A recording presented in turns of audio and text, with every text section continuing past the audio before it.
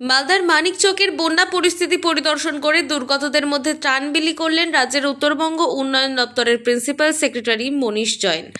মঙ্গলবার তিনি মালদায় এসে সোজা মানিকচকের উদ্দেশ্যে যান। মানিকচক গ্রাম এলাকার বন্যা পরিস্থিতির ব্যাপারে মালদার জেলা শাসক, অতিরিক্ত জেলা শাসক সহ অন্যান্য প্রশাসনিক আধিকারিকদের সাথে আলোচনা করেন। কি পরিস্থিতি আছে জেনে নিয়ে মানিকচকের উদ্দেশ্যে বেরিয়ে পড়েন।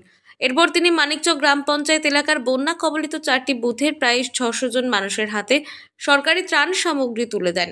যদিও বন্যা পরিস্থিতির ব্যাপারে সংবাদ মাধ্যমের কিছু জানাতে চায়নি উত্তরবঙ্গ উন্নয়ন দপ্তরের প্রিন্সিপাল সেক্রেটারি মনীশ জৈন।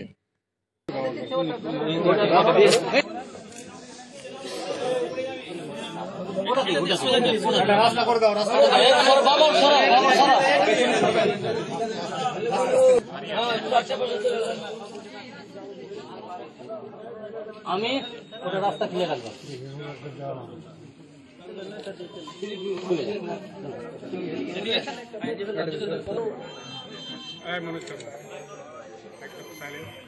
ওটা দিয়ে চলে যাবে।